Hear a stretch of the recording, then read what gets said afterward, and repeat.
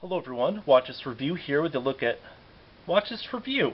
You know, that reviewer to whom you may or may not still be subscribed. Yeah, I was gone sort of for a while. I know I haven't uploaded anything in several months, but yeah, I was sort of busy with toy writing as opposed to just video/toy reviewing. And then, the general passion for reviewing stuff sort of comes and goes. But recently I realized that I've got a whole bunch of blind boxed figures that I've picked up, and figure I want to do something with them, just like toss up like little reviews. And I've got a whole bunch of other stuff that I have that, it's just sort of neat to like review stuff as I open it, just so I can sort of remember how I thought about it when I first picked it up. Because I personally do go back and I look at some of my old reviews. Not a whole lot, mind you, but some of them.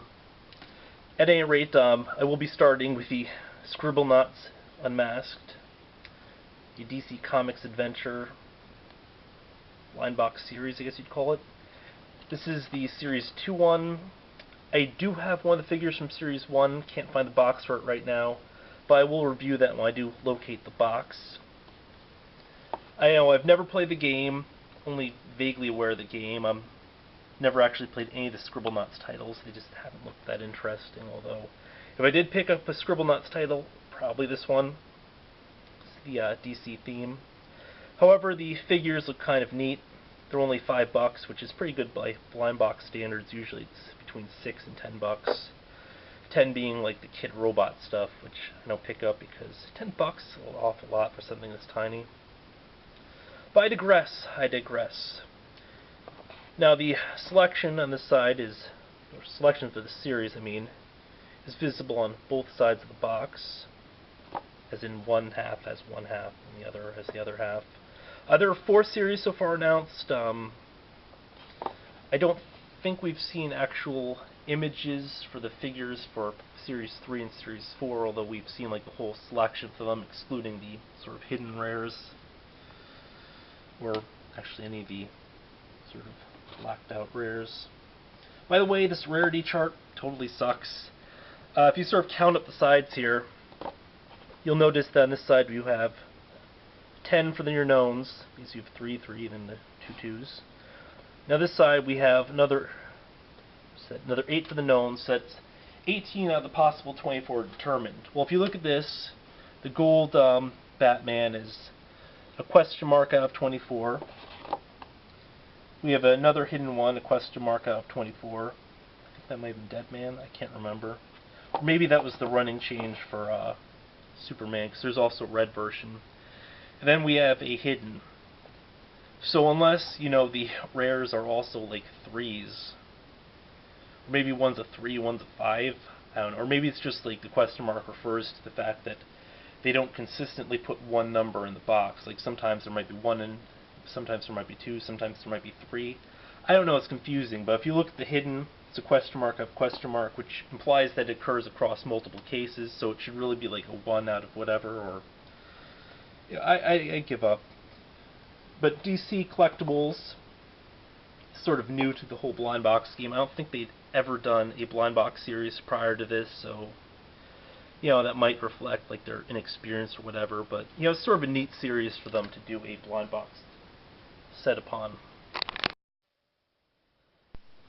Alright, now where I'm going to be doing a bunch of blind boxes going forward, here's sort of how I'm going to handle it. Personally, I pick up the blind box figures, or say the blind box figures, but come on, blind box figures. Partly because I like the surprise, and it's also just sort of a neat little knick-knack for having around. So, for the Scribblenauts series, I'll probably just be picking up like one box, and then just sort of like leaving it that, and for a lot of other series, they sort of keep the habit as well, just because it keeps you from getting duplicates, stuff like that, unless I really like the series. But for the video headers, I'm going to put the name of the figure that I got at the very end. I'm going to try to sort of keep it a secret which one I got until I actually open up the packs. You'll see the selection, everything, and then you sort of have the same surprise factor I do when I open them. Except for, of course, I already know what's in there, so I'm not going to act like, oh geez, I got this guy, I'm so surprised. Because that'd be complete bullcrap. But this one was kind of a surprise, because if you look at this, Bane is the most common character, he and Aquaman, of course. And he should be the easiest one to find as well, right? Because he's the tallest figure in the wave. You can't actually see that here, but trust me, if you see the photos of the figures together, he's like got an extra head on them. So I figured Bane's the one I really want for this wave. I'm going to sort of cheat here, and I'll use the wave detecting him. Easiest way possible. Just rotate the box side by side, in case you're wondering why this is sort of popped out. I saved the package by sort of flattening out, so it's sort of messed up. And I guess when I store it, I'll flatten it again, and then pop it like this if I want to have it for display values. I love blind box packaging, though. I absolutely enjoy the look of these things, so I keep these around more so than normal packaging. That's a weird, bizarre, random confession, but it is what it is. At any rate, it was a good theory. Bane should have been considerably larger. He was more common than other characters. What went wrong? Well, you have known knowns, you have known unknowns, things you know you don't know, and then you also have unknown unknowns. In this case, the super rare figure is larger as well. This is Starro Max, or Max cosplaying as Starro. I guess Max is the character of the games, and he takes on various costumes throughout the game.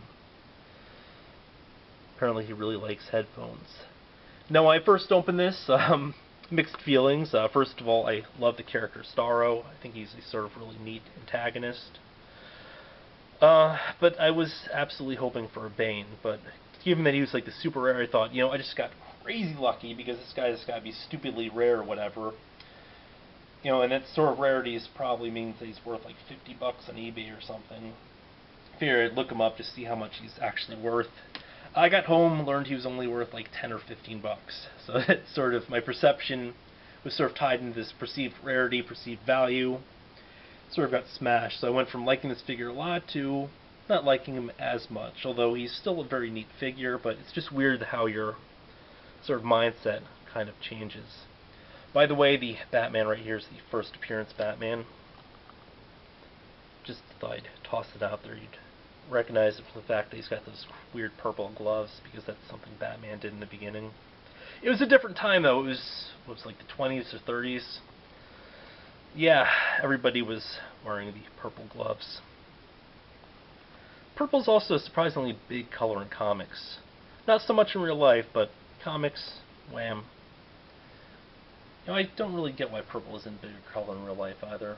It's sort of an odd thing. I guess it's because it's not quite blue, not quite red, or whatever. It's a little too close to pink for people's tastes. Yeah. But, once upon a time it was the color of kings and emperors. Red and purple were, I think, the royal colors for the Europeans. Purple was, I believe, a royal color for a lot of the Asian empires as well. Not 100% sure, but yeah, it's a very neat little figure. There is some articulation here. We have head movement, arms, then the legs. He can be removed from the stand, but given that he doesn't stand very well, you probably want to leave him in there. The other figure I picked up, and by the way, he's a bit taller than that one. I kind of want to bring him in just for a size comparison, but if I do a size comparison, you've seen this video and not the other video, which I haven't uploaded yet, so of course you wouldn't see that one yet, but and that sort of spoiled the surprise, so I won't, but I think a normal figure only goes up to like here, so it's a larger, considerably larger figure. Pretty neat one as well. I mean, as far as rares go, this isn't what you'd expect to see. So I think the first wave's Hidden Max was just Max dressed up as a Green Lantern, so, and that's like the sort of lame stuff I was expecting to see. This is just kind of wild here, especially considering the rest of the wave is, just pretty conventional characters. No really weird designs or anything. But yeah, this has been a look at the Starro Max from DC Collectibles, Scribblenauts Unmasked, a DC Comics adventure. A pretty neat figure. Again, my feelings towards him have sort of fluctuated, but I do like the general appearance, and I am tempted to just go back and try to get a Bane. I currently think I might have put a bid for him on eBay. I can't remember what I did, but if I do get him, that'll probably be the only real exception to like the more than one figure per wave until Wave 4, because Wave 4 actually is quite a few characters at once. It's got a Power Suit Lex Luthor, it's got Deathstroke, it's really star-studded wave. So I'm not sure how I'll do that, but generally speaking, I will only be buying one from each wave. But yeah, until next time, folks.